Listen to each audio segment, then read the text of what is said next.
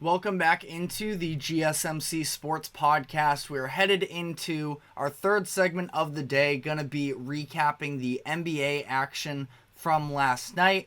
I guess we'll start in LA where we had the Lakers and Warriors, of course, everyone's favorite teams, but another rendition of Curry versus LeBron. Now, there was no Anthony Davis in this game, which is important to note because the Lakers' defense was just about non-existent. And that was in large part due to the fact that the shooting from the Warriors was just on another level. They ended up knocking down 26 three-pointers. You know it's bad when Draymond Green is knocking them down consistently. He was 5 of 5 in the first half from 3, 0 for 2 in the second half, so didn't quite carry that through the remainder of the game. But the Warriors were just unstoppable around the perimeter, and this is something that I've sort of talked about with the Lakers in the past, where not having a Jared Vanderbilt, who I'm not the biggest fan of his game because of the fact that he is pretty ineffective on the offensive side of the ball. I just don't believe that the Lakers have the perimeter defenders that can necessarily keep up with the likes of some of these other, of course, very competitive teams in the Western Conference. If you want to look from a guard standpoint, Jamal Murray, I feel like, is going to be a problem in any potential series where these two teams match up. But even the other teams that aren't necessarily the top of the top, well, even if you want to go that, looking at the wings, the West is just so loaded with some of those perimeter players.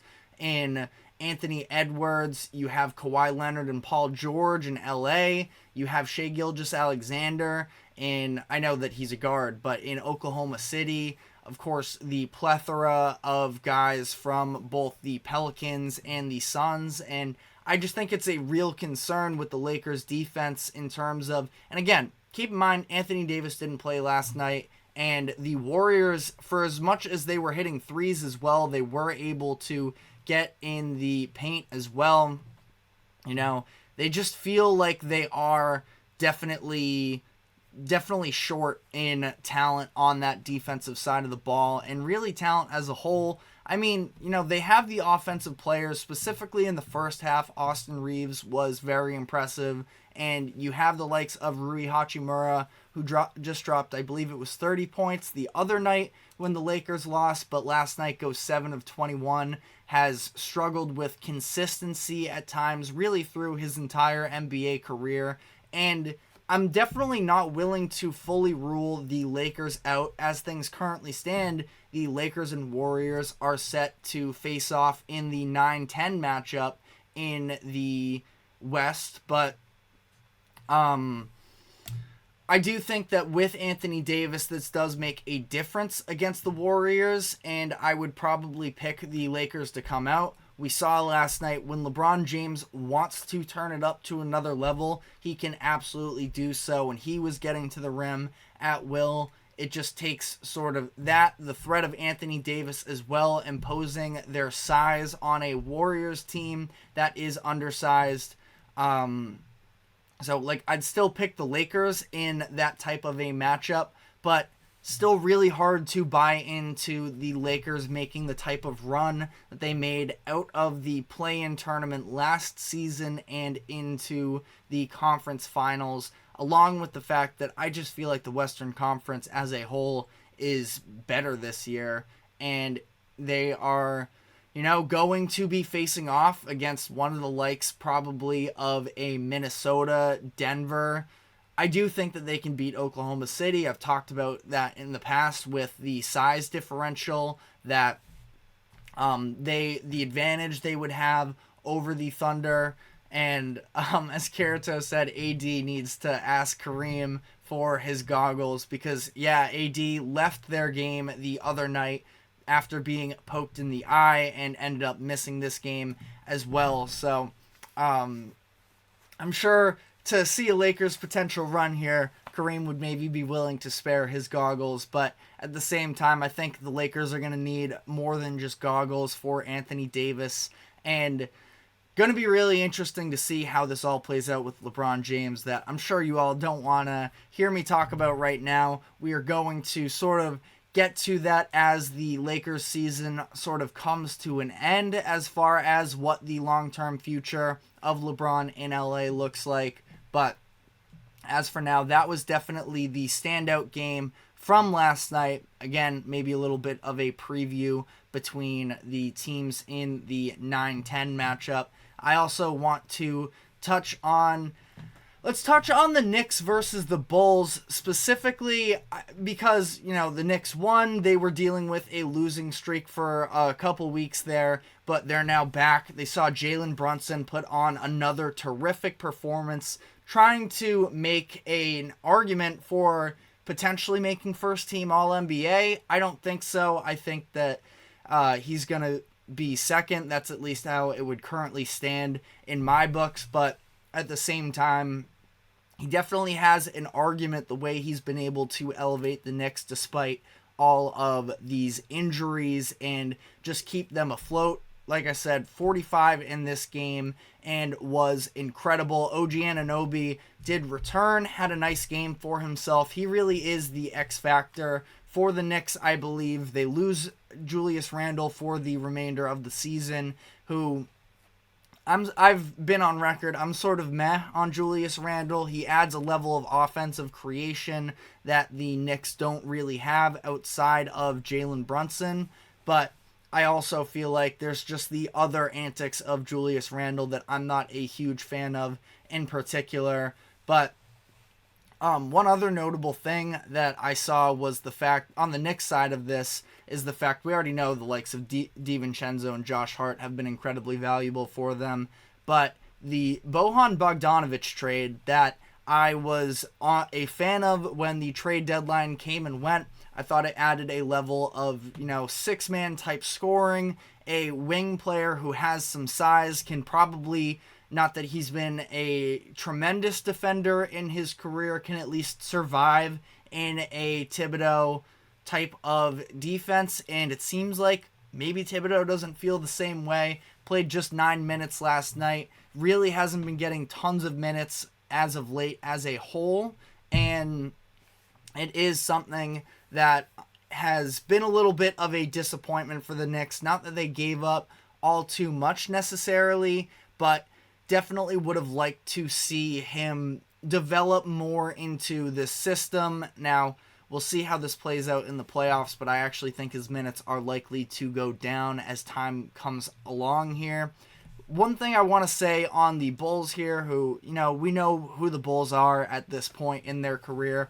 A ridiculous moment for them where I think it was Torrey Craig tried to throw himself a lob on the fast break. It was 3-0 fast break for Chicago. He throws it off the backboard, and Andre Drummond essentially, he thought that the lob was for him, so he goes up for it and ends up pretty much blocking Torrey Craig. Just an all-time Shaqtin' a Fool moment. And then almost immediately on the other side of the court, Drummond ends up going down with an injury. He ends up having to be carted off the court. Really brutal. Hate to see that for Drummond, but I feel like amidst all these sort of different options for the Kentucky men's basketball head coaching opening, Billy Donovan has been sort of rumored to be in contention for that job. Donovan, of course, was with those repeat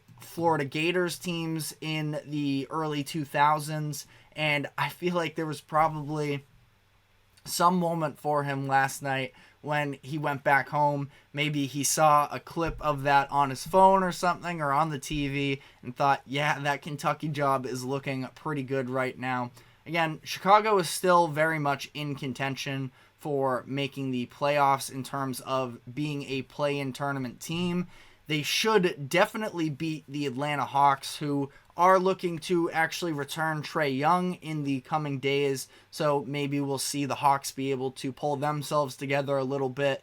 But the Bulls are going to have their shot. Last year, they were up on the Heat in the play-in tournament before they ultimately crumbled in the fourth quarter.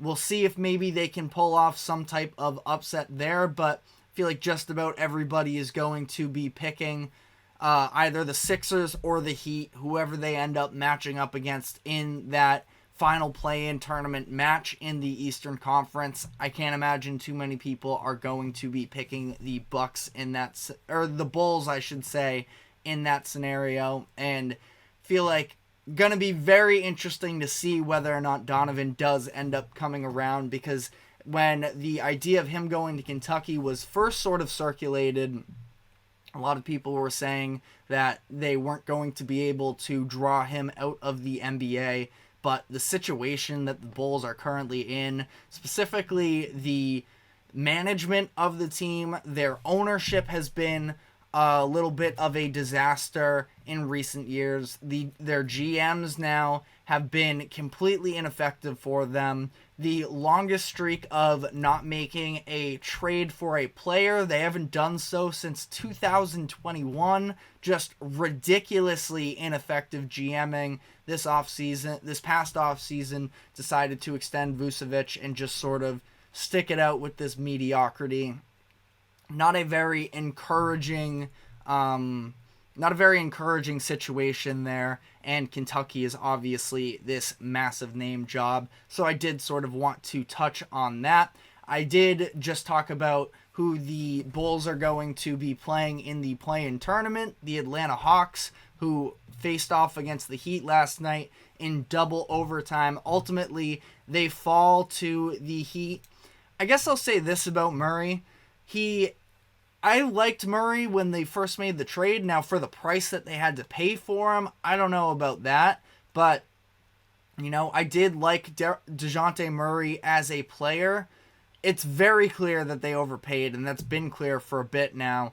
But the fact that he has been sort of operating this Atlanta situation, had a chance to potentially show his value to a different level without Trae Young, and things still haven't been very pretty. He gets his points, but the inefficiency with him is just really concerning. Last night he had, I believe it was 29 points on 31 attempts.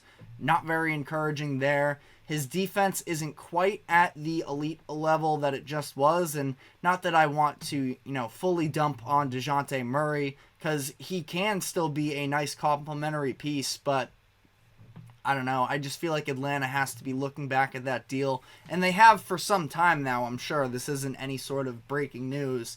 But the fact that they got themselves in this situation to the point where Murray had just about no trade value at the deadline this past year, so they stick it out with him.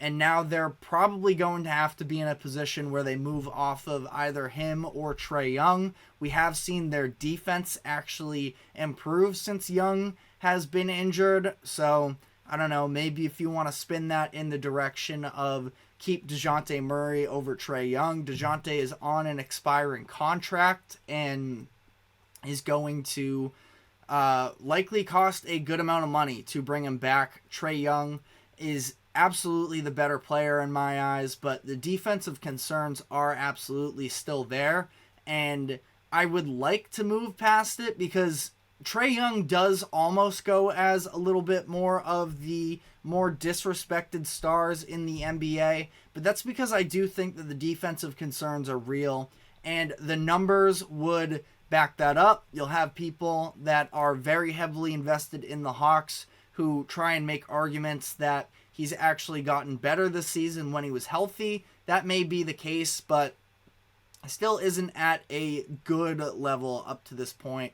So, I don't know. I guess we'll have to see with all of that. The Heat, as of last night at least, again, just an example of how I did just talk about Jimmy Butler in the last segment and the fact that his free throws are down. When he plays undisciplined teams, he can still get to that free throw line. He got there 13 times last night, hit 10 of them to contribute to a large portion of his scoring. But, the shot making, I feel like, just in general, isn't quite what it's been before. Now, again, you count out Jimmy Butler, he always comes back to make you pay. So it's sort of tough to count him out. But really for the Heat last night, it was Tyler Hero scoring 33 points, providing that level of creation on offense that the Heat have really been struggling with recently with their sort of muddied up offense. They didn't even have Terry Rozier in this last game. I'm curious how the Heat are going to try to sort of balance the minutes that the two of them play. I don't necessarily see them meshing incredibly together, but we'll also have to see there. Heat are just a sleeping giant year after year, and I don't want to fully count them out. But it's not like last night I came away with this game, this double overtime game, against a shorthanded Hawks and said, okay, they're back. But on that note, we are going to be taking our final break of the show. When we come back on the other side, we're going to be taking a look at some of the NBA prospects for the 2024 draft now that March Madness has wrapped up and they've played their final college games. So stick with us and we will be right back.